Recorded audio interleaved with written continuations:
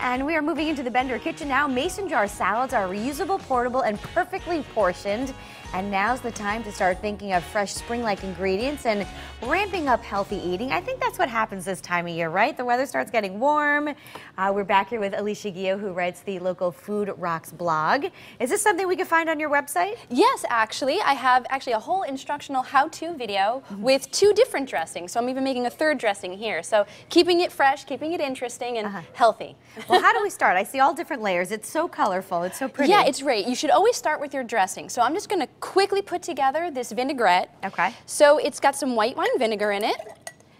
And I always go a little heavier on my vinegar because I like that little tanginess. Zing to it. Right, exactly. Okay. And then we have some extra virgin olive oil. Always use the good stuff. Okay. And some salt.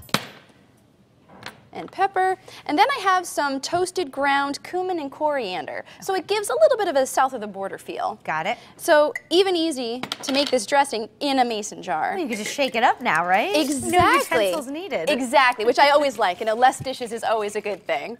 So there we've got our dressing, and that should always be the base in a mason jar salad. Okay. So we take the quart-size mason jar, is the perfect size for a main course salad, and go with your dressing 2 to 4 tablespoons, depending on how much dressing you like. Now the dressing isn't going to make the salad soggy or anything, is it? Well, that's the key, is in all how you stack the other ingredients. Okay. So this way There's science behind this? There actually is, because you don't want to put the greens or something like a tomato right on top of the dressing. It's going to get soggy, and if you want to make this ahead of time and make it for an easy lunch, it's going to be disgusting and you're not going to want to eat it.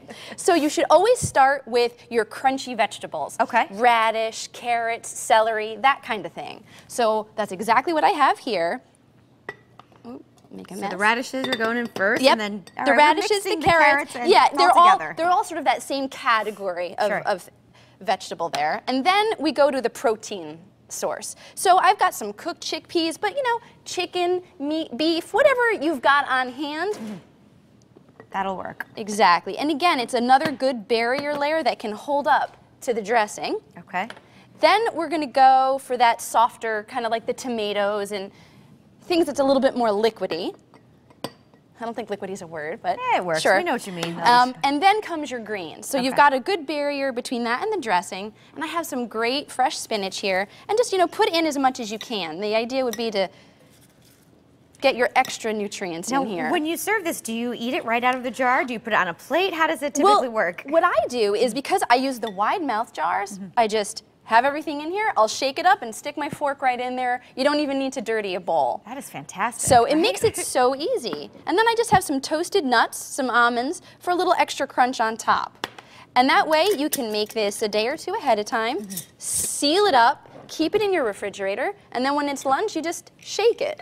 You know, it's great to have on hand because there's times I look in the refrigerator and I'm starving and I just want something. So there you go. You have a salad easily done already. Yes, exactly. And if you wanted to, you could even make a smaller version like in this pint size. And that way it's sort of like a side salad or when you want that little extra snack. Makes sense. It's so easy and it's a great way to keep it healthy now. Yeah, especially with the warmer temperatures. It's going to be bikini season.